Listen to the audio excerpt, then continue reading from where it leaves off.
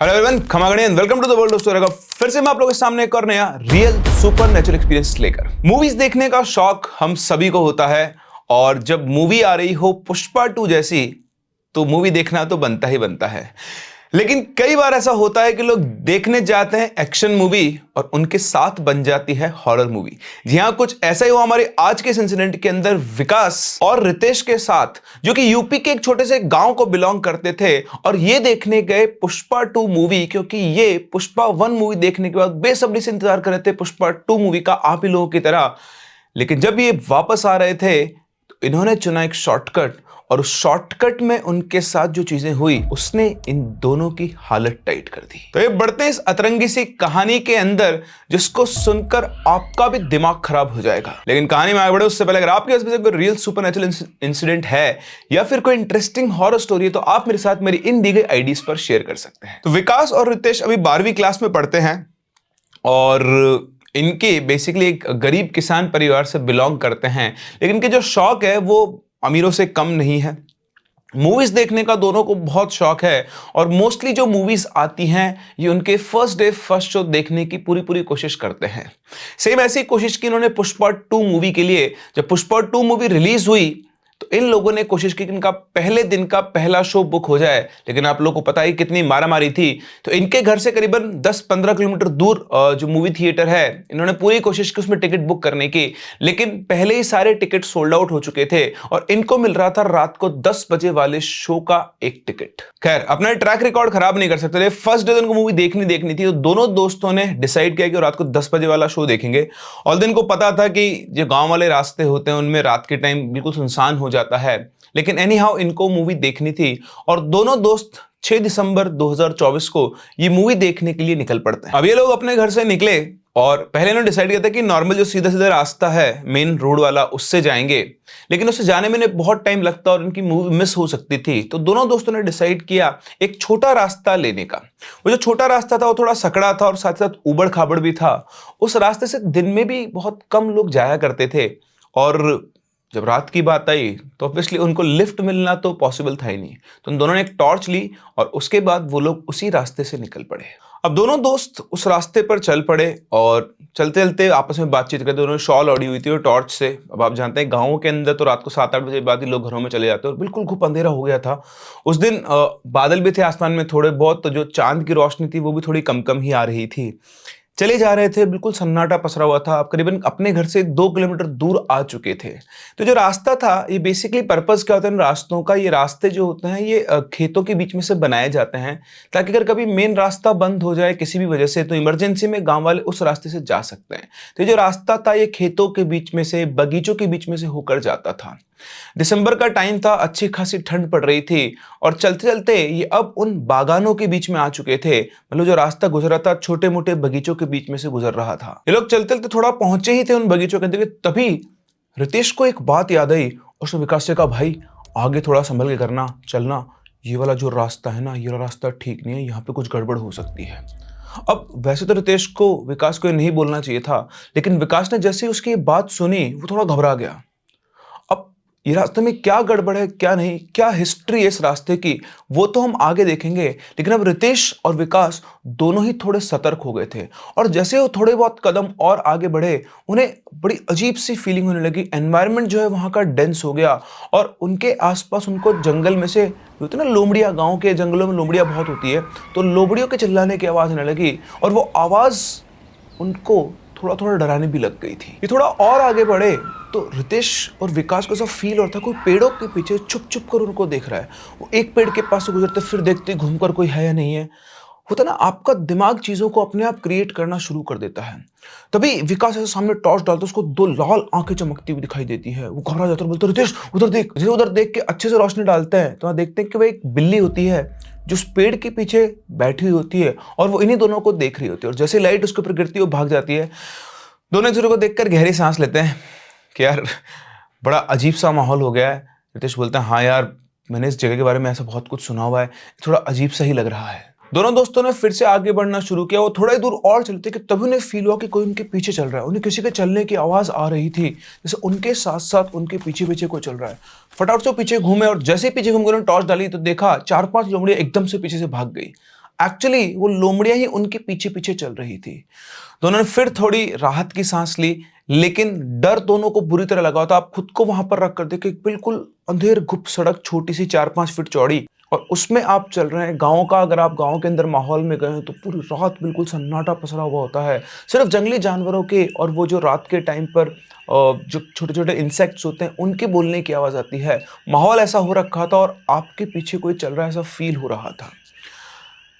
वो लोग फिर से, उन्होंने थोड़ी सी राहत की सांस ली, थोड़ा और आगे बढ़े, लेकिन अब उनके लिए सबसे टफ रास्ता था, क्योंकि जो छोटा रास्ता था ये एक ऐसी जगह से गुजरता था कि इस रास्ते के एक साइड में शमशान घाट था और एक रास्ते में कब्रिस्तान, और इस जगह की हिस्ट्री ज्यादा अच्छी नहीं थी।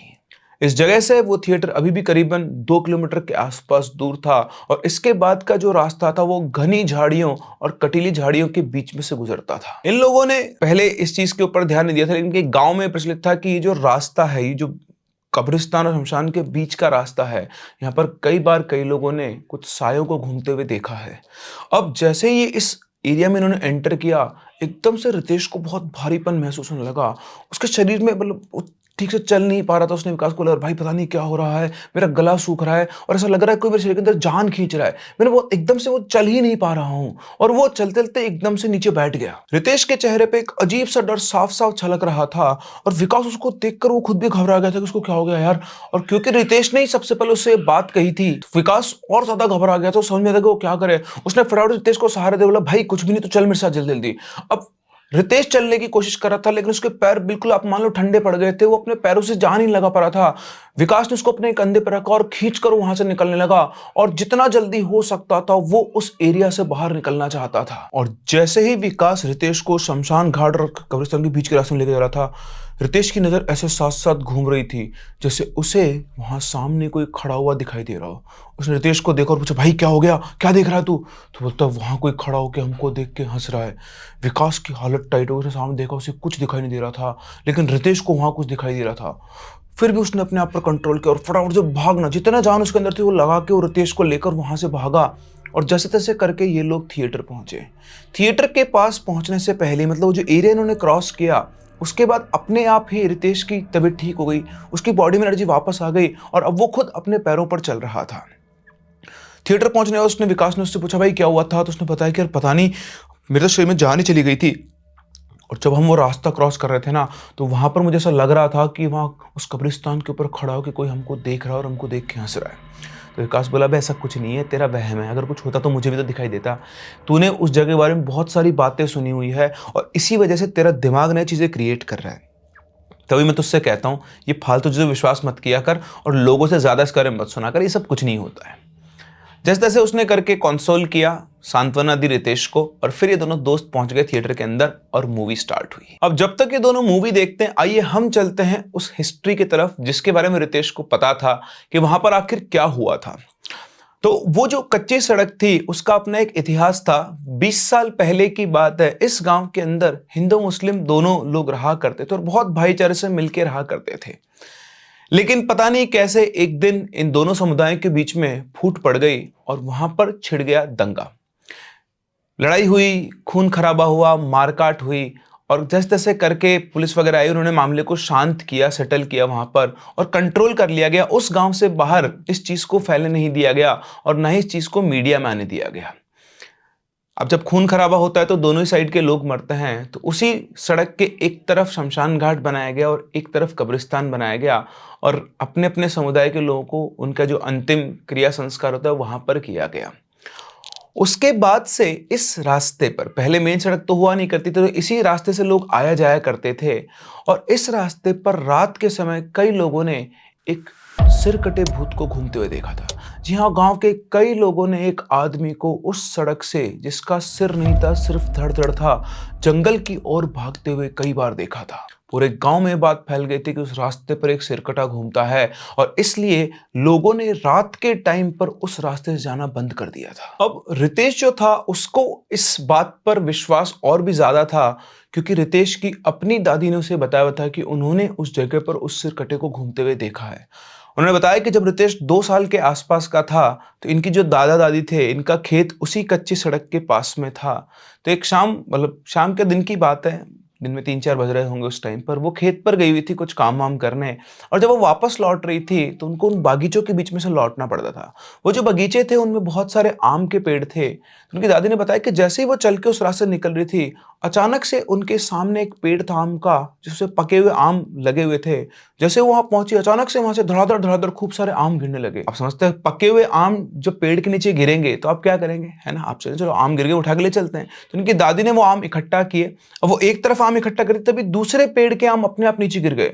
वो उठकर उनको भी इकट्ठा करके जगह इकट्ठा करी कि थैले वगैरह में किसी चीज में या पोटली में भर के ले चलेंगी।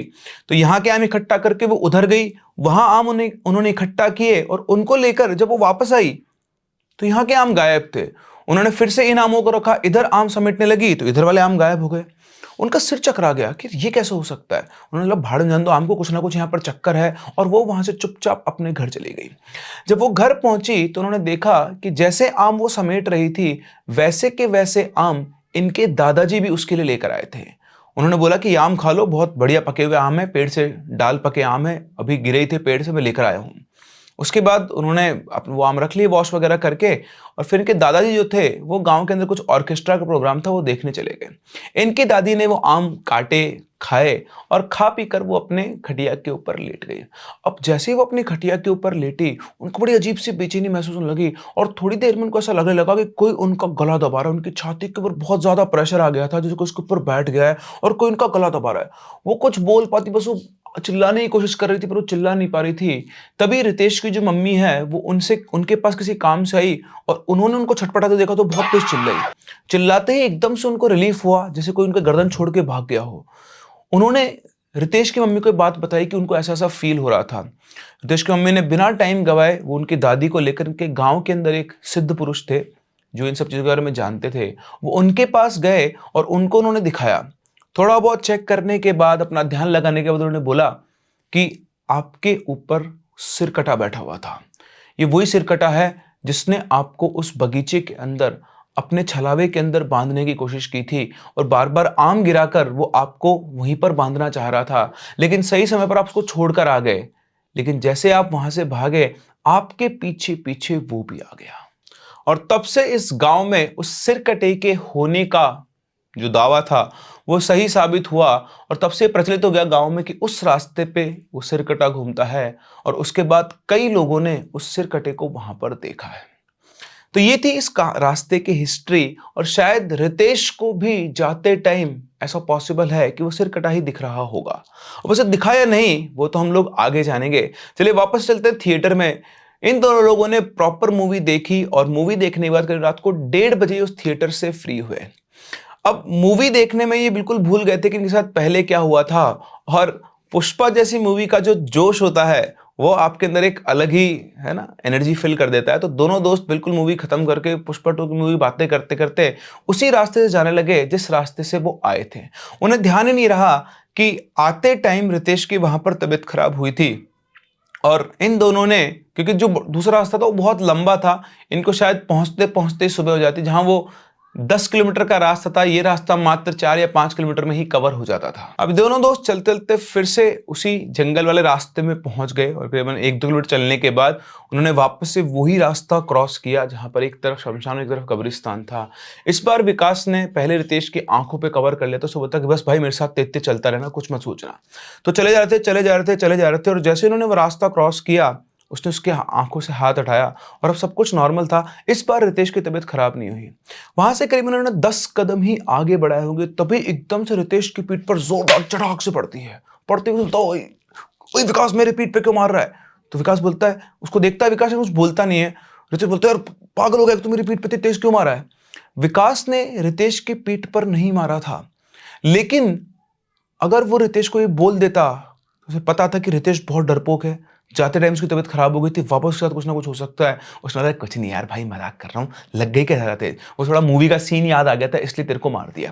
उसने जैसे तैसे उसको कंसोल किया, और उसने अपनी टॉर्च को चारों तरफ घुमा के देखा तो आसपास कोई भी नहीं था।